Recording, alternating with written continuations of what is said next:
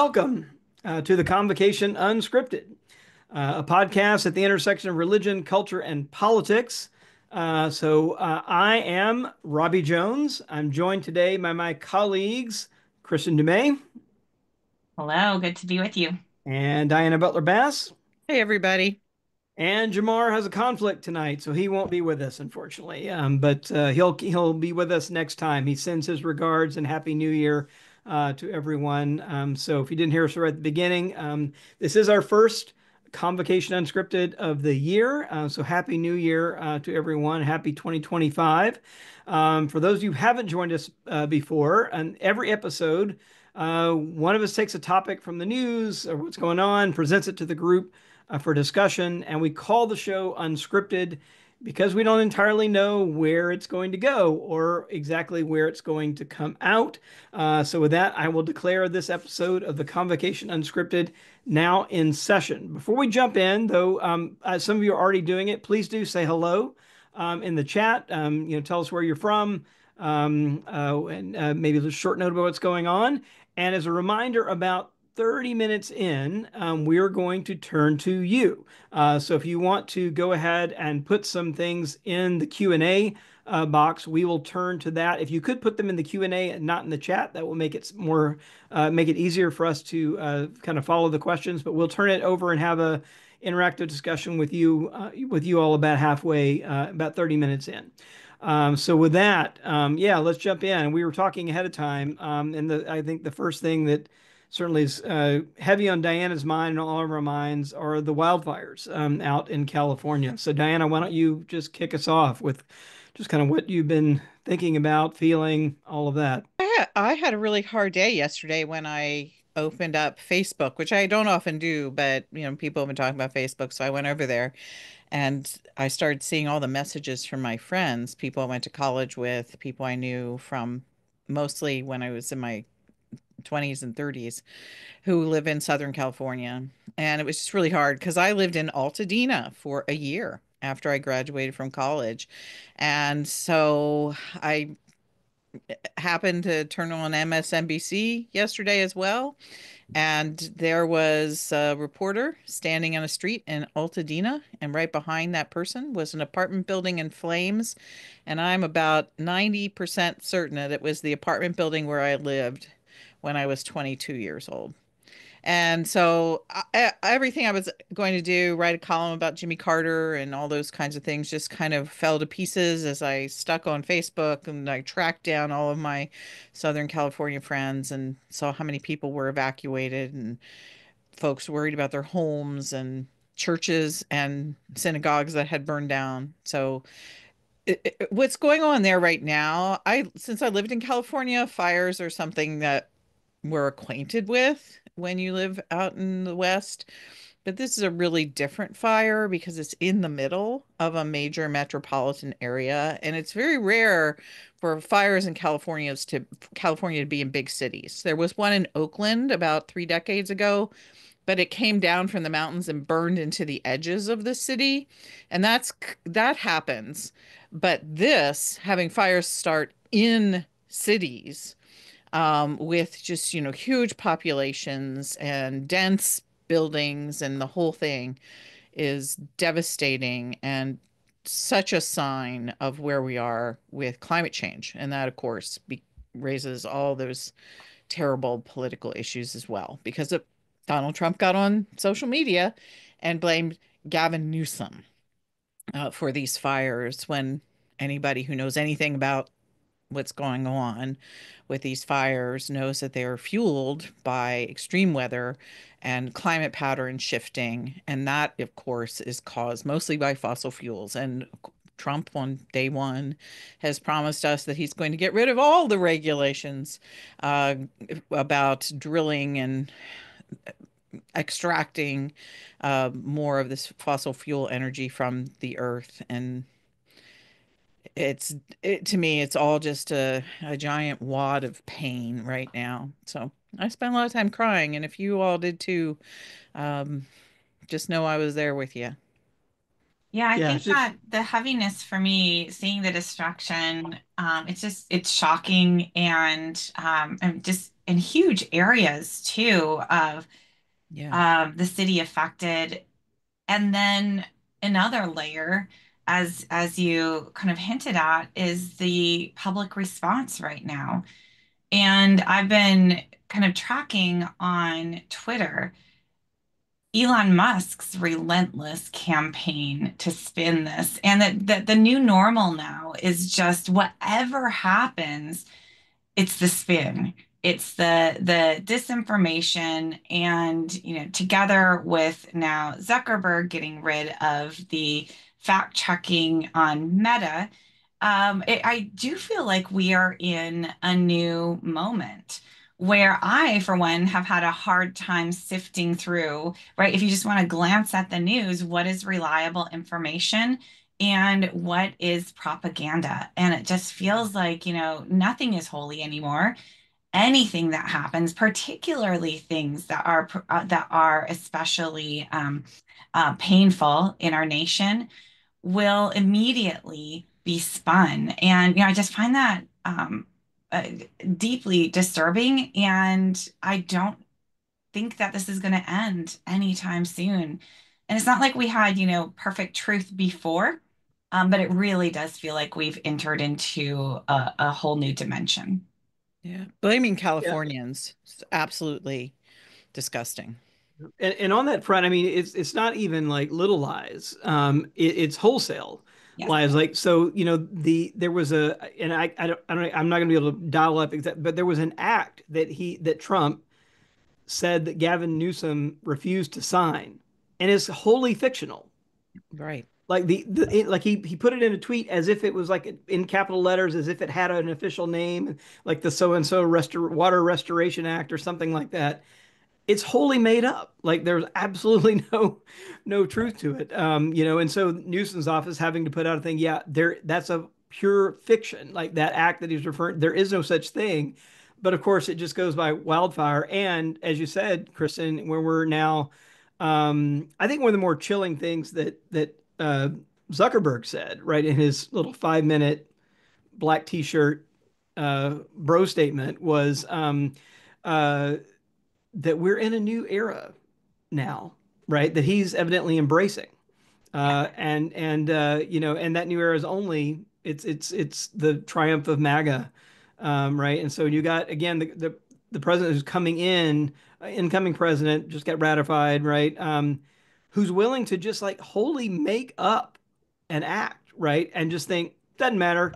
Um, like people used to not do that because they'd get fact checked, right? And then you'd be embarrassed. But no, it's all that matters is that you get the initial effect into the water, right? You are into the atmosphere, and then by the time anybody fact checks it, doesn't matter, right? It's done the damage. And I think that's going to be one of the more challenging things we have to face coming up. This is a question for Kristen. What was the name of I can't remember it, the filmmaker in Nazi Germany, the woman? Oh, Lenny Riefenstahl. Right. I mean, that's what it reminded me of yesterday. I mean, in effect, it was using the new technology to, as quickly as possible, get the film out there, get the narrative out there that they wanted to be the narrative. And, with those films, they were full of lies and just made up stuff. And they were intended to, please Hitler and Nazi propaganda, and the truth be damned. And so I think that looking at some of those things when we catch our breath could be, helpful to know that even though this is a new technology, people have used the technologies available to them in former times to do very similar things. And eventually those people are defeated, at least in history, but it took a while. Yeah, my response to Zuckerberg's little video too, Robbie, was this kind of distress that this new era that we've ushered in, and kind of, this is what the people want. Just the reminder that the election, despite all of the shifts to the right, came down to fewer than 300,000 votes in three swing states, right? So, half of the country did not want this, and it was a razor thin margin, um, all things considered. And yet here we are. We've just abandoned truth now. And I find too that just as a consumer of the media and as somebody trying to stay informed, I'm feeling its effect on me too. Because what I have liked to do is when I hear quote unquote the other side saying something, I try to not just, shut it down. I try to, well, is there truth here? Or do I need to rethink my position somehow? Or do I have my own ideological blinders? And I just feel like in this moment, I mean, that doesn't even apply anymore. There's so much propaganda out there. And even trying to have the conversation seems to play into the propagandists, right? They've framed the whole thing. They've raised the issues that actually shouldn't be issues at all. Like you said, like completely making up out of whole cloth this misinformation. So even to rebut it, means to elevate it. And, I think this is the point too. The point is to get rid of an age of civil discourse and rational thought. And unfortunately, it seems to be working quite well. I think that we have to kind of think carefully as citizens, as members of the media, how we respond. And I'll also say that almost hourly, I've seen Musk tweet out, we are the new media. Like the media doesn't exist anymore. And so, really destroying any sense of credibility and replacing it with pure propaganda, which again, he controls. Yeah.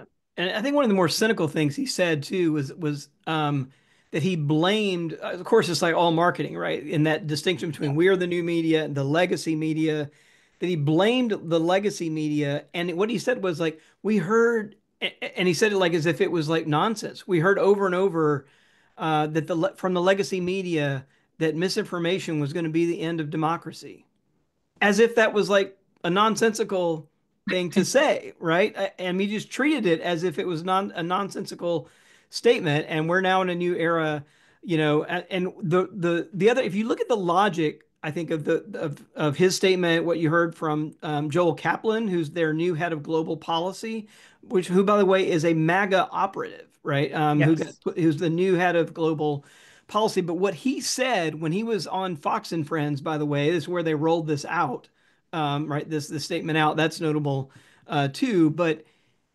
here's his logic.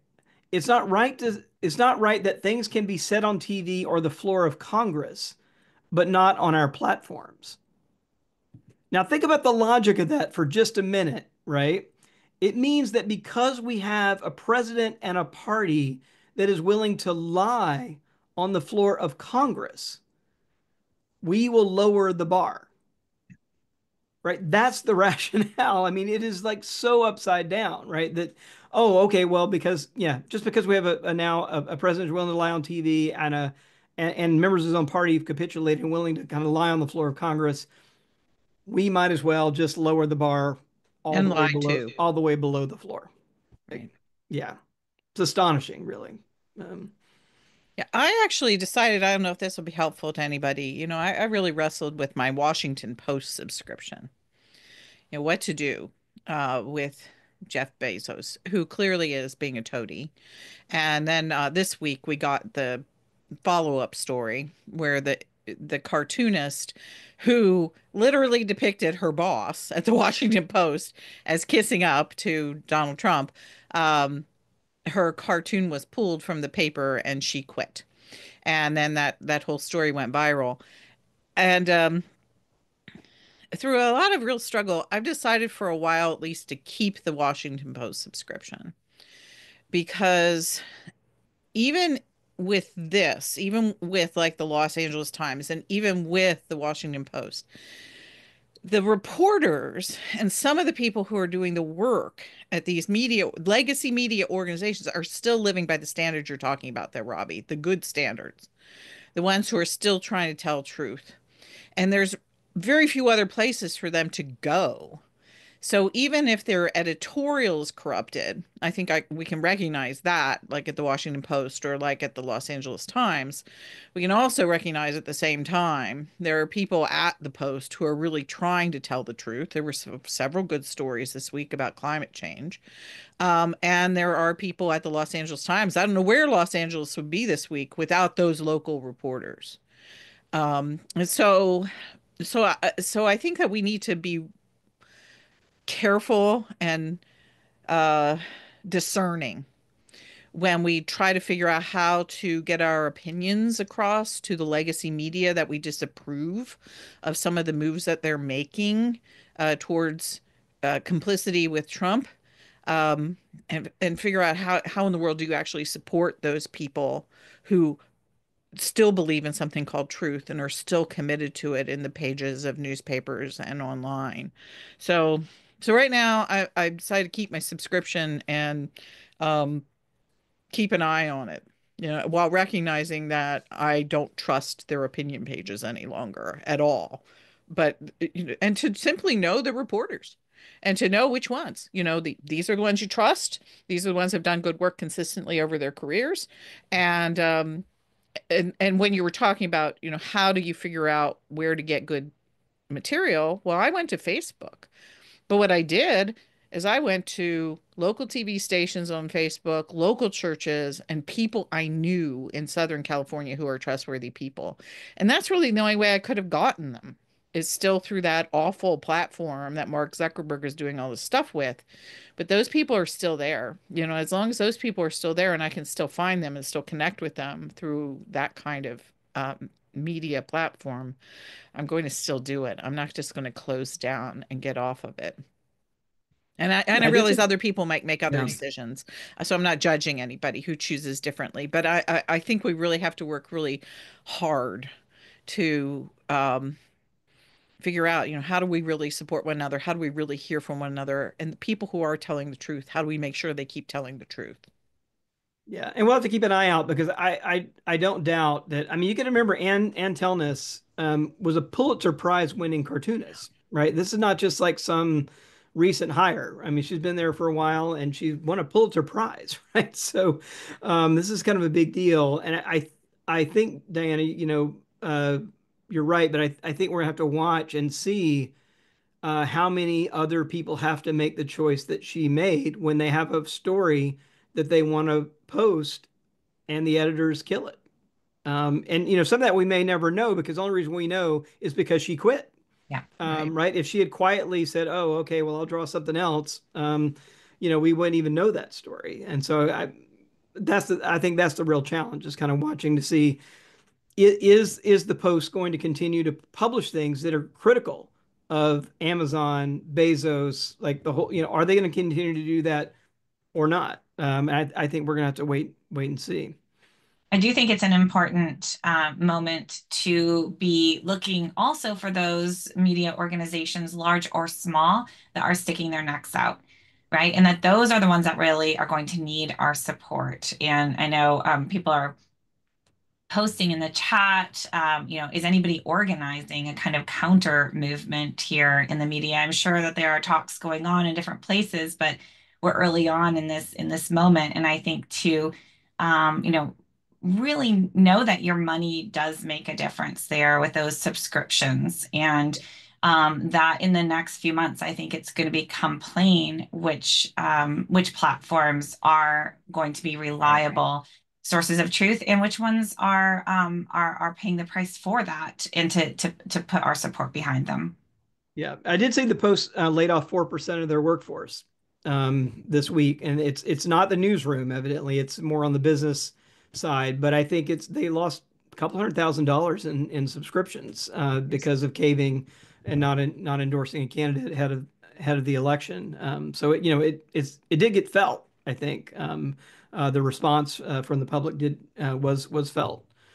Well, should we talk about Carter? A Let's. little Yeah. bit and kind of brighten the mood a little bit. I mean, I think Diane and I caught, the service this morning as well. Many of you may have as well, which is just down the street from Diana and I at the Washington National Cathedral. It's the space both of us are pretty familiar with. So I don't know, Diana, you want to jump in first?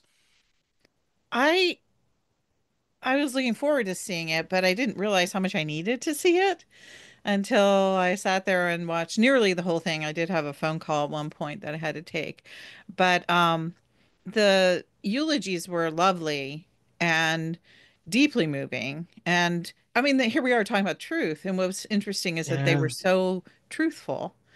And they spoke well to the man, and they also spoke to politics in some very interesting ways, ways that I thought were moral and ethical and spiritual.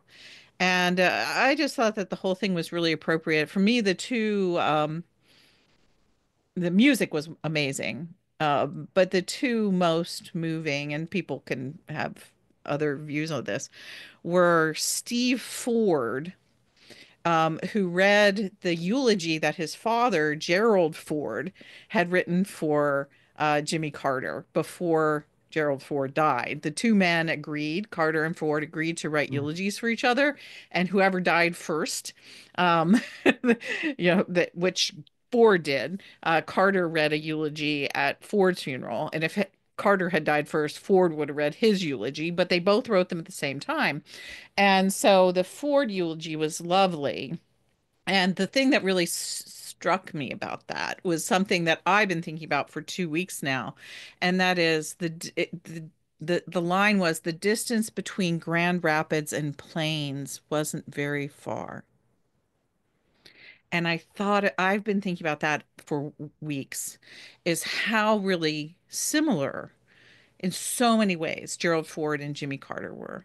And that the cultures of Plains, Georgia and Grand Rapids, while entirely different in certain kinds of ways, were also entirely the same in some other very significant ways. And Gerald Ford wrote about that in his eulogy, and it was really interesting to think about. You're saying we came to the end of an era. You know, that's what I felt when I heard those words. We've come the end of the era when Grand Rapids and Plains, Georgia are the same. And these two men, what those two men represented is really truly gone now. So that was kind of bittersweet, but it was a beautiful thing. And then gosh, I had no idea that Jason Carter, is that his name? Jason? I think Yeah. that's right. Yeah. The oldest grandson. Um, I had no idea he was so good. I wanted to listen to every sermon, every speech he ever put online. I mean, I was super impressed by him. Um, his his sense of moment, his charisma, his ability to be able to interpret the Bible, to talk about faith and politics. It was top notch. A plus superstar, right there. And I recorded it and want to go back and listen to it again. So that was my impression. It was sad. I cried some. What did you think, Robbie? No, I agree. So, and Jason Carter, I think, is the executive director at the Carter Center. So he does speak a lot. But he was, I agree with you. He was amazing, and just clear and poignant, and give you a real sense of both Carter. And I thought the thing that he just kept coming back to was that Carter was the same at home as he was in public. Right? There were not two Jimmy Carters. There was one Jimmy Carter. And he talked about that as, just the very definition of integrity. And I thought that that was really moving. And, when we think about what we want in a national leader, obviously we're not going to get anybody perfect, but if we could get somebody who was willing to be the same in their home life and their public life and strive for integrity, tell the truth. That was the other thing that I remember too, is that you remember, Carter came to be and probably would not have been elected had we not been in this post Watergate, Yeah. in many ways, a crisis of truth, right? A crisis of confidence in public institutions. And the thing that Carter said over and over during his campaign is, "I will never lie to you." Hi. Right? That's the thing that he and Mondale were campaigning on. Like, I will never lie to you. And I think tried to live that out. And then the other, like, simple thing that I think many, many people who spoke went back to this golden rule thing that Carter really did try to, love your neighbors yourself. And that included all neighbors. And a couple of things that I don't think I knew. One was that he was the first Georgia governor to speak in positive ways about Martin Luther King Jr. And to call on Georgians, specifically his fellow Southern Baptists in Georgia, and white Georgians to get on board with the civil rights movement and the movement for equality for African Americans in the country. And that was 1971. Is like, our early, it's not a that's not an easy move to make, right? In Georgia. And he came from, and this is something Andrew Young brought out in his homily, is that he came from Andrew Young called like one of the scariest counties for civil rights workers in Georgia, Sumter County, that had a very bad reputation there. And Andrew Young said he himself was scared to drive through it during the civil rights era. And that's from where, that's the county from which Carter came. It's where Plains, Georgia, is. And I think that's also kind of remarkable and hopeful, right? It's a county that's 75% black, 25% white, and that Carter came at that's the world he came out of, and yet was able to do what he's able to do, and that he evidently, I also didn't know this, that he appointed more women and people of color into senior cabinet positions than all of the other presidents before him put together. Now the bar, of course, is pretty low prior to that, but still, that's a pretty remarkable legacy to leave behind, and that's not even counting all the stuff that he did after, right? He was president, but I just think it was really, I think, moving to hear that, and then of course Biden talked about character and the importance of character. Of course, he clearly had a double-edged meaning, both to praise Carter and a warning shot, I think, about the lack of such that we're about to get with our new incoming president, and the difference that it makes. And he talked about, these things that Christians often talk about, like, this kind of, you build character, right? And Biden talked about it's the result of a million tiny little decisions. Like, that's what it's, an accretion, right, of something you build.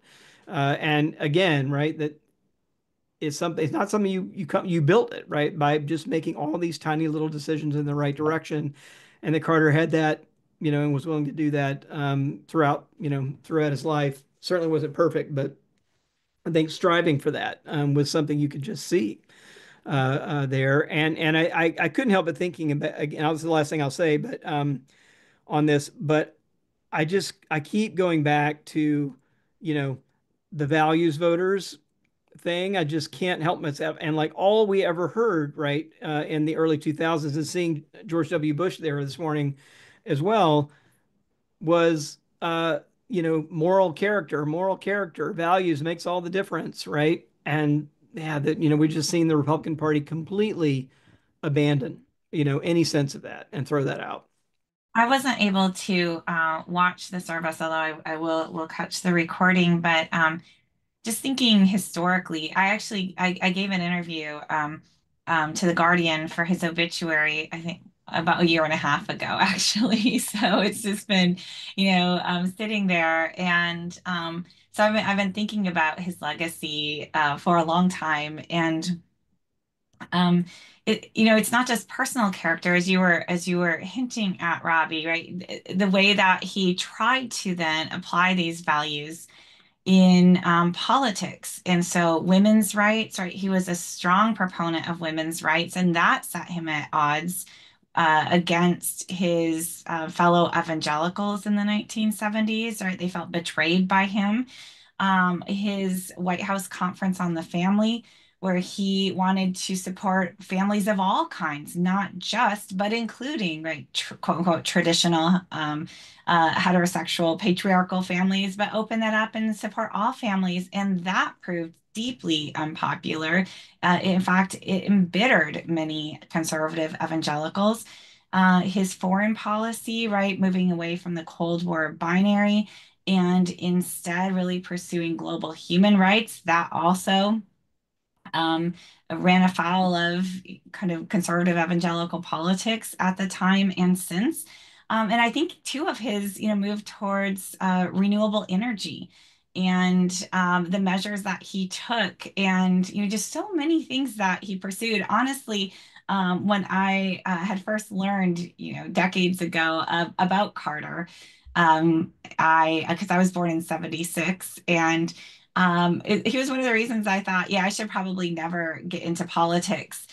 Because if I look at his agenda, that'd probably be pretty much like I would want to pursue, kind of working out of my Christian values. And all I heard at the time was that he was an utterly failed president, right? So just that kind of juxtaposition of moral values and political values, and everybody concedes not perfect, but also, how that it really didn't help his popularity among huge swaths of the population, including many Christians. When I was talking about the distance between Grand Rapids and Plains, Georgia was small. The way that I was thinking about that is a lot really relates to what you were just saying there, because both Gerald Ford and Jimmy Carter, in effect, represented really interesting parts of evangelicalism. Jerry Ford was an Episcopalian, but he represented Grand Rapids, Michigan, and he was a Grand Rapids person, which means he lived in the culture of Calvin College and Hope College and the whole intellectual kind of thoughtful, reformed Christianity of Western Michigan. And then Jimmy Carter, of course, in Plains, Georgia, is a Southern Baptist. And in effect, these two men represented evangelicalism in the 70s, with Gerald Ford being part of the sort of Carl F.H. Henry intellectual world where evangelicals were sort of gaining that their intellectual and academic footing and sort of finding their way back towards being respectable intellectually rather than anti-intellectual. And then Carter, of course, I think represents the very best of Southern Baptist of that time, the tradition of Southern Baptist that comes out of the seminary in Louisville, that was for women's rights and was working toward figuring out how to deal with racism and the civil rights movement, and wasn't opposed to gay people in particular.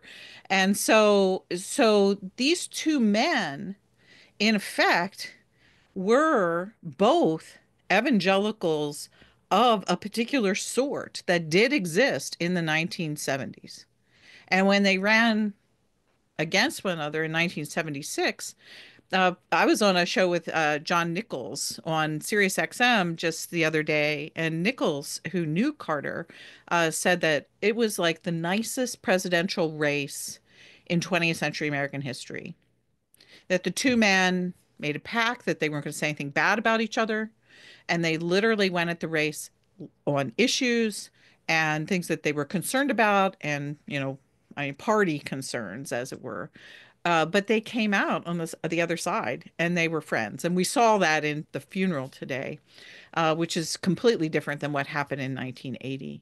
So when I think about Plains and Grand Rapids being close together, I remember this sort of weird moment in American evangelicalism that I actually think might have been the best moment of American evangelicalism in the 1970s.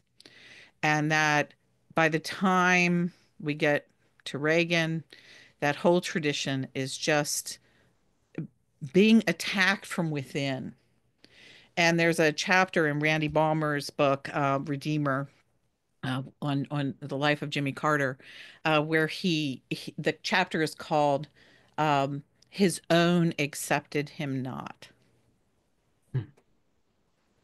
Playing off the Bible verse, and I just, boy, I thought about that about both of these men.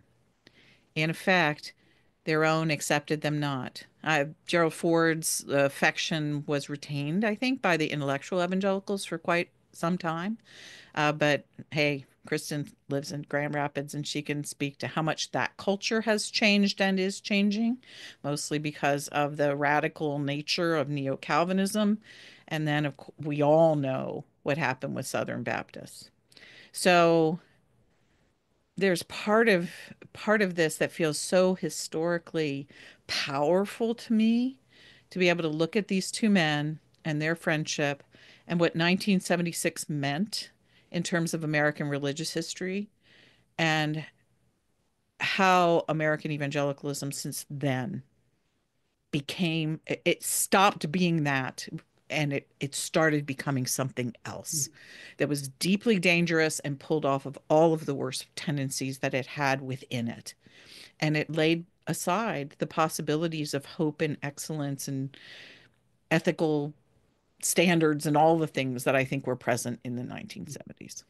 Yeah, just one little quick footnote. I mean, they also talked about Mondale's son talked about, Walter Mondale, son of a Methodist minister, right? Right. And that connection between Carter and Mondale across the mainline evangelical divide actually was quite important for kind of their agenda, and that and elevating the role of the vice president that Carter did in many ways during his administration as well. All right, well, I'm looking at the time, and I'm sitting in the moderator's chair. So let us kind of turn to some of the Q&A things. So I don't know, we'll try to get to as many of them as we can. But there are a couple in here about, actually, we've been talking about mostly inside the borders of the U.S. There's a couple in here about Elon Musk and Europe, and some of his overt support for right-wing parties in the UK and Germany, and elsewhere, and whether we want to comment on that. So I'll kind of throw that out to maybe to Kristin to kick us off there. Yeah, and first, one more note on the 1970s evangelical world that Diana was pointing to. Throw in George McGovern, the other person who made me realize I should never go into politics. And Mark Hatfield is another really interesting figure during that era too. And so Right. you're right, the 1970s, a very different era when we look at evangelicals and politics. All right, bracketing that. Oh, yes. I mean, what Musk is up to. Um, I'm not an expert on Musk, but I've been reading around, and I think we ought to take this very seriously, right? I think a lot of people have been warning about a broader agenda. We tend to be focused very much, and understandably so, on domestic politics. Those of us on this call, we've done a lot on Christian nationalism and looking at those dynamics. But I have to say, as I've been giving interviews on Christian nationalism for the last years, and especially recent months, I've had this unsettling sense that, although very important that we understand that, especially pre-election, as people are trying to figure out how they're going to vote, I worried that in some ways we're missing the bigger picture, and that the bigger picture is a global picture. And I mean, I actually gave an interview to CNN. I think it's going to be out this weekend, in which I insisted we end with the caveat that, like, whatever the agenda of Christian nationalists in this country and in the incoming Trump administration, whether or not that will be enacted really depends on the extent to which it also aligns with Elon Musk's agenda. Hmm. And the what we're living through is an ascendancy of right-wing authoritarianism globally right now. And the unifying kind of goal is destroying liberal democracy. And so European countries are targets, and we'll see who benefits from the erosion of liberal democracy across Europe. We know Putin has his eye on that. You see this kind of unity among the reactionary movements, not just in terms of a common cause, which is destroying liberal democracy, but also behind the scenes. For decades now, these folks have been coordinating behind the scenes, and the Christian right, the global Christian right, is deeply networked as well. And so I think that these are things that we should take seriously. I think a lot of people are kind of rolling their eyes at, what Trump's latest comments are about, kind of taking over various countries, or what Musk is doing in Europe or intervening in the UK as well. I actually think we should take that very seriously and not see those as distractions, but see that as kind of key clues to what the bigger agenda here really is. And frankly, it's much scarier to me than just a Christian nationalist takeover. To me, somehow that still seems manageable. Like you can take that back at some point. This global thing is of a whole different level. And of course, they do go hand in hand. To tie that in with what we are just talking about, Jimmy Carter, in 1977, before the peace accords that everybody remembers, the Middle East peace accords, the first real global sort of international success that Carter had was the Torrijos Carter treaties, which were the ones that did Panama. And so they worked together on this, to return Panama Canal to the people of Panama. And that reversed a 1903 treaty where Panama became, basically a territory of the United States. So when that whole thing was working through, Torrijos, who is I don't know if he was the Panamanian president or the Secretary of State, the person who worked it out with Carter, um, said that Carter was the most moral man that he ever met. And that one of the things that it was absolutely part of that whole discussion is that Carter was opposed to imperialism. And if you think about an American president in the late middle part of the 20th century, just sort of coming out and saying, we're going to undo imperialism. And he said it with this treaty. He said it with the treaty about the Holy Land and the Middle East peace treaties. He said it later very clearly in his support of the Palestinian people. He also said it when he went against apartheid. I mean, Carter was incredibly uh, far thinking in the idea of the establishment of a global community, and not communities that were owned by or controlled by or colonized by others, but nations that had full autonomy that could exist in really beloved community. I think he got a lot of this from King, and that's part of what changed his minds. And so I think one of the things that's really fascinating about what's happened this month, one of my places in my depression, why I've been crying so much, what did Trump go after first? Yes, I noticed that too. Was Panama. Yeah. And everybody on the media is saying, oh, this is just a distraction. This is just a Nope. distraction. This is not a distraction. Yeah, This is central to his vision. I think it's exactly. central to Musk. And I think it's also central to this thing. I think that we can look at the link between, even though Musk is not a Christian, I think that there's going to be real headbutting between the pure Christian nationalists and Musk's. Musk is willing to use Christian nationalism for his purposes, but there's clearly a sort of I think a link between all these different Christian nationalist movements in the Anglo-Saxon spheres, um, that are about the restoration of imperialism, and that a couple guys from South Africa, like Peter Thiel and Elon Yeah, Musk, want to restore imperialism should surprise nobody. And of course, that is a goal that a lot of sort of right-wing Protestants from Germany based universe and the Anglosphere have had for a long time, that we deserve to control the world.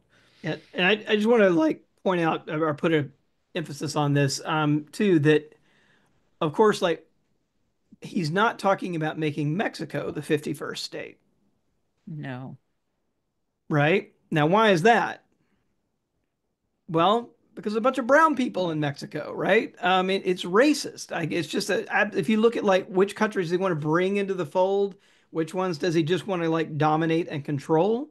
Like it's all about race. Like this is really just so bald out there, right? So we'll take Greenland with the kind of Nordic people. We'll take Canada with the kind of French and British, backgrounds. But yeah, we're just gonna kind of leapfrog over. We're gonna kind of dominate Mexico, dominate Panama, right? But we'll annex these other people because we like the white people, the good white people up there. And it's just so strikingly racist to me. And then the other thing with Musk, I just want to mention too, is that I do think, and I just admittedly like I'm mostly domestic politics. I'm not an expert at all on international politics or European politics, and the number of parties in the European every European country makes my head spin, and I'm not at all kind of fully up to speed on that. But I think we're going to all have to get more up to speed on that because there are essentially MAGA type parties, right, moving their way through France, the UK, Germany, and they're in cahoots with each other. They're supporting each other, and that's part of what. And Musk is providing some of that connective tissue, and the party in Germany, which is the AfD, the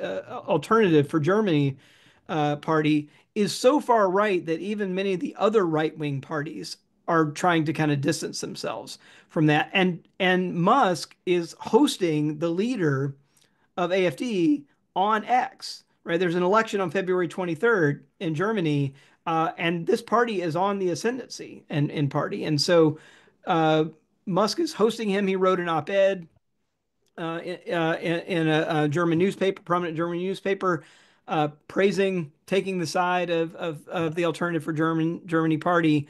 And so it's very deliberate, very they're connecting the dots, right? It's essentially you just think MAGA in Germany, but with all of its history, right? There, and it's really quite disturbing stuff, and it's all anti-immigrant hatred, right? It's kind of that's always right there. That's the thing that's hold. It's far right and anti-immigrant.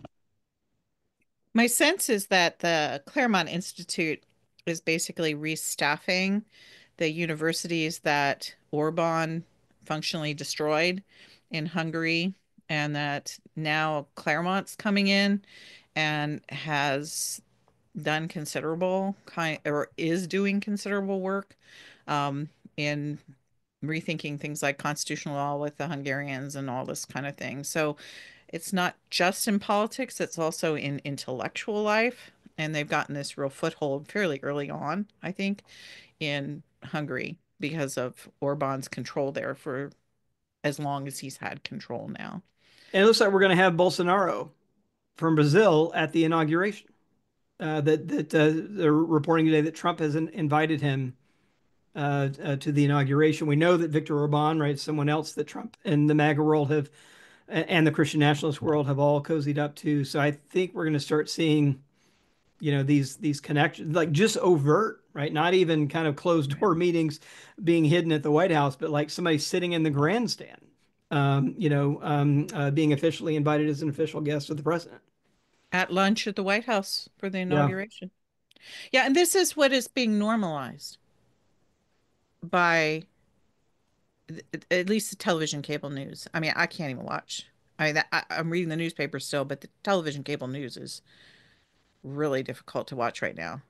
If I had to hear Andrea Mitchell one more time today on MSNBC today, how great it was to see Obama and Trump sitting next to one another at that funeral, I think I was going to throw my television through the window. Um, and CNN was exactly the same. I don't know what was going on in Fox News. Robbie, to your point about not being an expert in global politics, but we all have to start educating ourselves, right? And we have to start paying attention, and we need to kind of broaden our framing to understand what's happening, to understand that no, these are not distractions, not at all. We need to understand what Thiel's goals are, what Musk's goals are, how they hope to kind of carve out spheres of influence and restructure society. And again, step number one is destroying liberal democracy, and yes, taking over the universities. And one book that I would recommend is Jonathan Lomascolo's The Christian Right in Europe. I featured it on my Substack several months ago, and it's a very accessible book, edited collection of European scholars, very short chapters, but essentially just taking you through Europe and describing the different parties, the key issues. And it is overwhelming, but it's also clarifying to understand what these dynamics look like there. Over the weekend, I was talking with a couple of Brazilian scholars too, and comparing again the many similarities and underlying ties between the Christian right in the United States and in Brazil. And it goes back way before Bolsonaro, back to the 19th century even. João Chaves has a wonderful book on global Jim Crow, on how it was Yeah. missionaries, right, from the Confederate, ex-Confederate, Southern Baptists that after the Civil War kind of lost the South, head down to Brazil and start up their kind of segregated white supremacist society there as well. And so these groups roots go way back, and we have to be paying attention to the networks. A couple people ask you to repeat the name of that author and the title of the book. Yes, yes, yes. I'll put it in the chat here Yeah. because it's a tough spelling one too. I'd also throw in David Gushie's book, Yes. that's about kind of the international defending democracy from its Christian enemies. That has a more international focus as well, and it's also very accessible. Kind of has short chapters that, but does help you see the connective tissue. But it's clearly a global game board.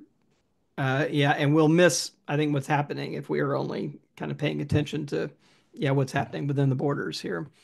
I think it's pretty worthwhile to say that we've been talking about sort of the German and English, which is the remnants of Protestantism, turning into this kind of Christian nationalist authoritarian piece. A long time ago, I actually wrote a column on Putin is trying to create another sphere of Christian nationalism, and that is the Eastern Orthodox version. Yeah. There was this real attempt, or has been at least in American Catholicism, to create a kind of a Catholic, also Christian nationalism. Pope Francis has really put his collective feet down on that and kept it, I think, from blossoming into what it could have been. He's gotten rid of some of the worst actors and taken them out of their positions. But when Francis goes, there's going to be an incredible contention for what is happening in uh, Catholicism. And so for me, there's the global story, and there's also this story about global Christianity. That is taking these Yeah. three different kind of Christian nationalist faces. One is kind of a neo-Christian, neo-Christendom, neo-medieval theocracy view. The other one is the Eastern Orthodox, the Russians are destined to rule the whole of the planet view. And then there's the Protestant sphere of German and English and mostly like Dutch, that Northern European swath of Protestantism that winds up having such a huge impact on Latin America, interestingly enough. So the religious story is a really tight piece of the political story. And if people can't keep all the parties straight in terms of the political life, it's a lot easier, I think, for Christians to pay attention to these kinds of global spheres of influence that are theologically driven, especially because in North America we have two of them in such strong measure, the Protestant Christian nationalists and the theocratic Catholic. So we're getting close to time, and we've got several questions here that we often get. That is, what do we do? Right, variations on that theme from, wow, do we just let it all burn down? Do we try to protect what we can? How do we talk to people in our own circles? Like a whole range of questions around that. So maybe we could kind of turn to that and kind of what we were all thinking, because we were saying as people were getting on, we're already seeing the news cycle rev up in the ways that we remember it, where it's like the four outrages of the day kind of thing that seem, and the task is winnowing what's important from what's not. All of that. What do you spend your energy on? How do you kind of stay, for the long game? And yet we haven't even gotten to the inauguration. Right. Uh, So there's, we're still we're still 11 days out from even the inauguration. So we will certainly get a blast of things, and the first 100 days are going to be pretty challenging, I think. So let me just kind of open that up, and maybe we'll kind of do a round, and we'll use that to kind of wrap up this week. I can do a quick one. My plan is to sort of work on two levels. One is the first level is that personal level. As a Christian, I really do care about treating other people with dignity and about having conversations and trying to understand how to create community across difference. And what does it mean to work in congregations where people have different opinions? So there's that sort of body of stuff that I'm working with, and then there's the second body of things that I'm caring about, and that is related to the conversation we're having today. That is educating myself, making sure that I'm perfectly clear on what's really going on, looking at the bigger issues, not being afraid to call a spade. And so for me, those two things, um, I actually feel a lot of personal tension between them because it's much easier to sort of fall into a let's be nice kind of place where we'll all get along, going to treat people with the kind of respect and dignity that my baptism vows demand of me. I'm going to be nice, going to shut my mouth, keep my head low for the next 4 years. Or I'm going to go right toward the really difficult stuff and not shut up. I'm going to try to do both. And so if you're interested in doing both, I hope you'll be my friend for the next 4 years because I think it's going to be really hard to do both. And, but I feel really compelled that both are important. Yeah, I saw a comment in the chat that, aren't these two different things to kind of go local and then be globally informed? And I also see them as compatible, right? That and not everybody has to read all the books either, right? And I think one of the things that we're trying to do is kind of sift out like where are the trusted sources of information. So you don't have to read the book, but the people who are kind of helping you understand things, they should be reading these books, right? So I think in some ways we're talking to ourselves because we're out there trying to make sense of things and then trying to bring what we know from our scholarly backgrounds into public conversation, right? So in some ways that's on us. But I'm also right now, again, trying to figure out where my trusted sources of the day-to-day information are. Because on the one hand, I am trying to track what's happening in online spaces, and I've mentioned that several times of what I'm seeing Musk tweet and what Trump is tweeting or what's out on Truth Social. I'm trying to capture that, but I'm trying not to have that be my source of information, right? That's not what that is. That's something I study over here. And I haven't yet devised a really great kind of practice.